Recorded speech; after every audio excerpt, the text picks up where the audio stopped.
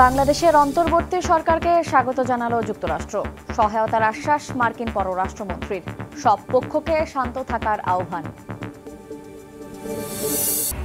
দেশকে ধ্বংসের মুখে ঠেলে দিচ্ছেন কামালা, অভিযোগ ট্রাম্পের।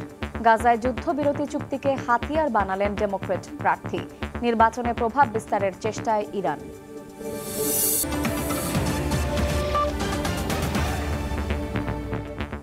আন্তর্জাতিক সময়ের সঙ্গে আছি আমি শায়লা রহমান ইমা।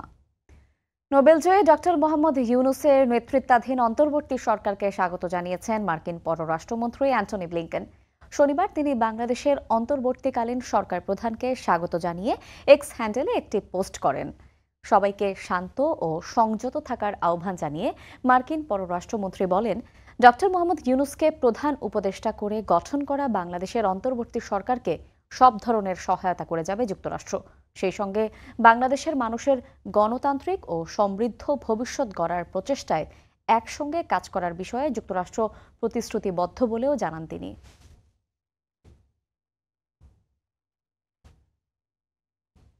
ভারত বাংলাদেশ সীমান্ত পরিস্থিতি তদারকি, প্রবাসী এবং হিন্দু ধর্মাবলম্বীদের নিরাপত্তার বিষয়ে একটি উচ্চ পর্যায়ের কমিটি গঠন করেছে নয়াদিল্লি।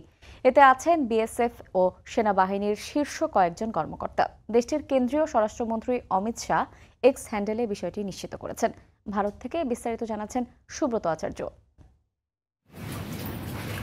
5 আগস্ট শেখ হাসিনা সরকারের পতনের পর বাংলাদেশের বিভিন্ন জেলায় সংখ্যালঘুদের ওপর হামলার খবর পাওয়া যায়।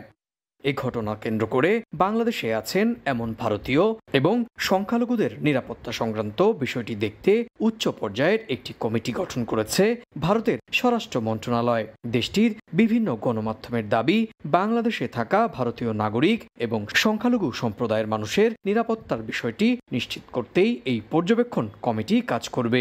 বাংলাদেশের সংশ্লিষ্ট কর্তৃপক্ষের সঙ্গে যোগাযোগ রেখে এই কমিটি কাজ করবে বলেও দাবি করা হচ্ছে। এর আগে বাংলাদেশের অভ্যন্তরীণ ইস্যুতে চলা সেসব পরিস্থিতির মধ্যেই ভারত বাংলাদেশের তাদের ভিসা কার্যক্রম বন্ধ রাখার ঘোষণা দেয়। বন্ধ রয়েছে দুই দেশের রেল যোগাযোগও। সীমান্তের ভারতীয় অংশে কাস্টমস ইমিগ্রেশনও নজরদারি অতীতের যে কোনো সময়ের চেয়ে কড়াকড়ি আরোপ রয়েছে। সেই সঙ্গে সীমান্তে ভারতীয় নিরাপত্তা বাহিনীও নিয়েছে বাড়তি সতর্কতা। সুব্রত আচার্য, সময় সংবাদ, ভারত। আন্তর্জাতিক সময়ে আরও থাকছে, চাপ প্রয়োগের কৌশল ছেড়ে সৌদি আরবের সঙ্গে সম্পর্ক জোরদারের চেষ্টা যুক্তরাষ্ট্রের। প্রত্যাহার হলো রিয়াদের কাছে ভারী অস্ত্র বিক্রির নিষেধাজ্ঞা, খবর গণমাধ্যমের। ডেমোক্র্যাট ও রিপাবলিকানদের কথার লড়াইয়ে উত্তপ্ত যুক্তরাষ্ট্রের নির্বাচনী প্রচারণার মাঠ। এবার গাজায় যুদ্ধ বন্ধের চুক্তিকে প্রচারণার হাতিয়ারে পরিণত করলেন যুক্তরাষ্ট্রের ভাইস প্রেসিডেন্ট কামালা হ্যারিস। তিনি বলেন, যুদ্ধবিরতির লক্ষ্যে ফিলিস্তিনিদের এই প্রতিবাদকে সম্মান করেন তিনি। এদিকে ট্রাম্পের অভিযোগ, বাইডেনের মানসিক অবস্থার ফায়দা নিয়ে দেশকে ধ্বংসের মুখে ঠেলে দেন কামালা। যুক্তরাষ্ট্রের প্রেসিডেন্ট নির্বাচনের সময় ঘনিয়ে আসার সঙ্গে সঙ্গে বাড়ছে প্রচারণা। এক অঙ্গরাজ্য থেকে আরেক অঙ্গরাজ্য চষে বেড়াচ্ছেন প্রার্থীরা। স্থানীয় সময় শুক্রবার দেশটির অ্যারিজোনা অঙ্গরাজ্যের গ্লেনডেন শহরে নির্বাচনী সমাবেশে অংশ নেন ডেমোক্র্যাট প্রার্থী কামালা হ্যারিস। এ সময় গাজায় যুদ্ধবিরতির লক্ষ্যে প্রেসিডেন্ট জো বাইডেনের সঙ্গে নিরলসভাবে কাজ করে যাওয়ার কথা জানান তিনি। যুদ্ধবিরতির দাবিতে যুক্তরাষ্ট্র জুড়ে ছড়িয়ে পড়া ফিলিস্তিনি সমর্থকদের আন্দোলনকে সম্মান জানান Kamala. Now is the time to get a ceasefire deal and get the hostage deal done. Now is the time. And the president and I are working around the clock every day to get that ceasefire deal done and bring the hostages home. একই দিন মন্টানাতে প্রচারণা সমাবেশে অংশ নেন Republican নেতা Donald Trump. অভিযোগ করে বলেন, কয়েক বছর ধরে বাইডেনের মানসিক অবস্থার ফায়দা নিচ্ছেন কামালা। মার্কিনদের ওপর চাপিয়ে দিচ্ছেন তার সামাজিক এজেন্ডা। ধ্বংসের মুখে যুক্তরাষ্ট্র। Joe Biden was exposed during the debate. Likewise, Kamala will be exposed during the debate. She will be exposed during the debate or debates. But so far she's refusing to debate. শুধু তাই নয়, প্রার্থিতা ঘোষণার পর Kamala Harris আনুষ্ঠানিক কোনো সংবাদ সম্মেলন না করায় সমালোচনা করেন ট্রাম্প। এ সময় কামালা হ্যারিসের রাষ্ট্র পরিচালনার যোগ্যতা নিয়েও প্রশ্ন তোলেন তিনি। মৌসুমী সাথী, সময় সংবাদ। সৌদি আরবের কাছে ভারী অস্ত্র বিক্রির উপর থেকে নিষেধাজ্ঞা প্রত্যাহার করেছে যুক্তরাষ্ট্র। বিষয়টির সঙ্গে সংশ্লিষ্ট 5টি সূত্রের বরাত দিয়ে শুক্রবার একটি প্রতিবেদন প্রকাশ করেছে বার্তা সংস্থা রয়টার্স। বিশ্লেষকদের মতে ইয়েমেনে যুদ্ধ বন্ধ করতে সৌদি আরবকে চাপে ফেলতে 3 বছর আগে যে নীতি নিয়েছিল বাইডেন প্রশাসন, সেটি এখন উল্টে দেয়া হলো। 2021 সালে যুক্তরাষ্ট্রের প্রেসিডেন্ট নির্বাচিত হওয়ার পর সৌদি আরবের বিরুদ্ধে শক্ত নীতি গ্রহণ করেন মার্কিন প্রেসিডেন্ট জো বাইডেন। বিশেষ করে ইয়েমেনে ইরান সমর্থিত হাউথি বিদ্রোহীদের ওপর সৌদির সামরিক অভিযানে সাধারণ নাগরিকদের প্রাণহানির ঘটনায় নাখোশ ছিলেন তিনি। এছাড়াও 2018 সালে ওয়াশিংটন পোস্টের সাংবাদিক জামাল খাশোগির হত্যাকাণ্ড ঘিরেও সৌদির বিরুদ্ধে সরব ছিল মার্কিন প্রশাসন। ওই অবস্থায় মার্কিন অস্ত্রের সবচেয়ে বড় ক্রেতা সৌদি আরবের কাছে বেশ কয়েক ধরনের ভারী অস্ত্র বিক্রির ওপর নিষেধাজ্ঞা আরোপ করে যুক্তরাষ্ট্র।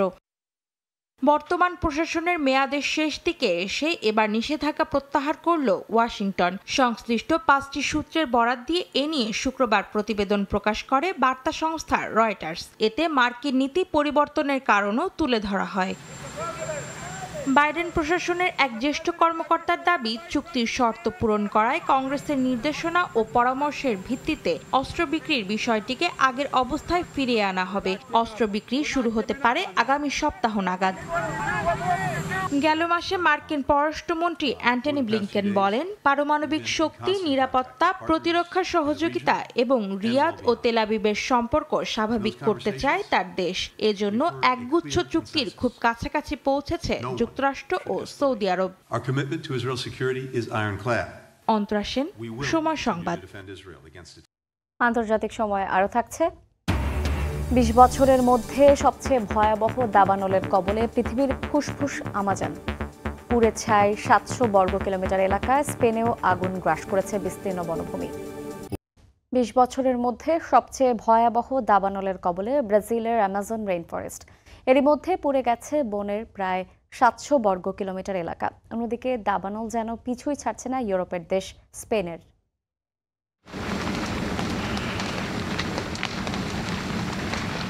দাউ দাউ করে জ্বলছে আগুন, কালো ধোঁয়ায় ছেয়ে গেছে আকাশ, পুড়ছে পৃথিবীর বৃহত্তম বন আমাজন। প্রতি বছরই দাবানলের কবলে পড়ে পৃথিবীর বৃহত্তম এই রেইন ফরেস্টটি। তবে এবারের চিত্র কিছুটা ভিন্ন। বিশ্লেষকদের মতে বৈশ্বিক তাপমাত্রার রেকর্ড পরিমাণ বৃদ্ধির কারণে গত 20 বছরের মধ্যে সবচেয়ে খারাপ পরিস্থিতির মুখে পড়েছে আমাজন বনের ব্রাজিলের অংশ। দেশটির রাজ্য আমাজোনাসের দক্ষিণাঞ্চলীয় শহর আপুইয়ে দাবানলে পুড়ে ছাই হয়েছে প্রায় 700 বর্গ কিলোমিটার বনভূমি, যা গত বছরে আগুনে নষ্ট হওয়া বনের তুলনায় 33% বেশি। এদিকে দাবানলে পুড়ছে ইউরোপের দেশ স্পেনের বিভিন্ন এলাকাও। সবশেষ টলেডো শহরের কাছে পুড়ে গেছে 6000 একরের বেশি জমি। আগুন নেভাতে কাজ করছে স্প্যানিশ মিলিটারি ইমার্জেন্সি ইউনিটের দমকল কর্মী সহ 200 জনের বেশি উদ্ধারকর্মী। স্থানীয় কর্তৃপক্ষ জানায়, মঙ্গলবার একটি সড়ক দুর্ঘটনা থেকে আগুনের সূত্রপাত। শুষ্ক আবহাওয়ার কারণে পরে তা দাবানলে রূপ নেয়। উচ্চ তাপমাত্রার কারণে স্পেনে আরও দাবানল হওয়ার আশঙ্কা প্রকাশ করেছে দেশটির আবহাওয়া দফতর। অন্তরা সেন, সময় সংবাদ। স্পেনের এনজিও ওপেন আর্মসের পরিচালনায় ভূমধ্যসাগর থেকে 12 জন অভিবাসন প্রত্যাশীকে উদ্ধার করা হয়েছে। স্থানীয় সময় শুক্রবার ইতালির ল্যাম্পাদোসা দ্বীপের উপকূলের আন্তর্জাতিক জলসীমায় এই অভিযান পরিচালিত হয়। পরে উদ্ধারকৃত অভিবাসন প্রত্যাশীদের ইতালির কোস্ট গার্ডের হাতে তুলে দেওয়া হয়। উদ্ধারকৃতদের জন্য আলবেনিয়ায় আশ্রয় কেন্দ্র স্থাপনে ইতালির পরিকল্পনার মধ্যে এই উদ্ধার অভিযান চালানো হয়।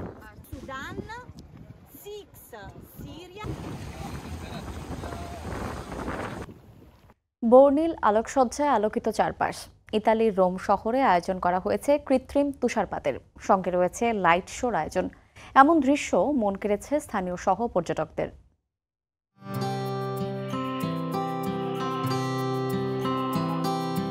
যেন কনকনে শীতের এক রাত, চারদিকে ঝরছে তুষার। স্থানীয়রা উপভোগ করছেন শীতের রাতের স্নিগ্ধতা।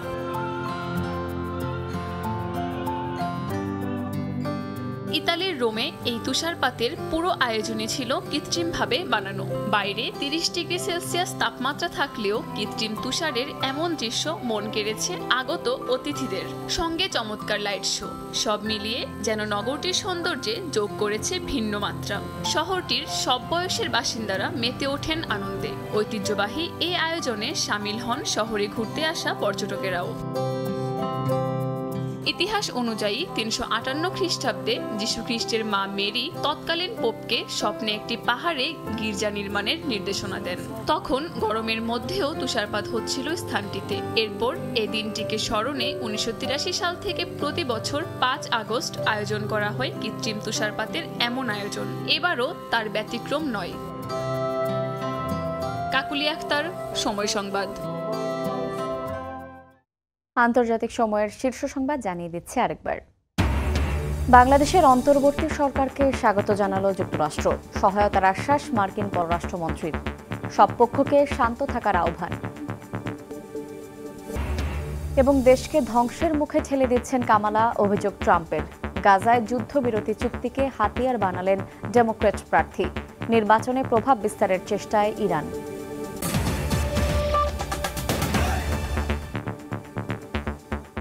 এই ছিল আন্তর্জাতিক সময়ে। এরপর দেখবেন সময় সংবাদ। সঙ্গেই থাকুন সময়ের।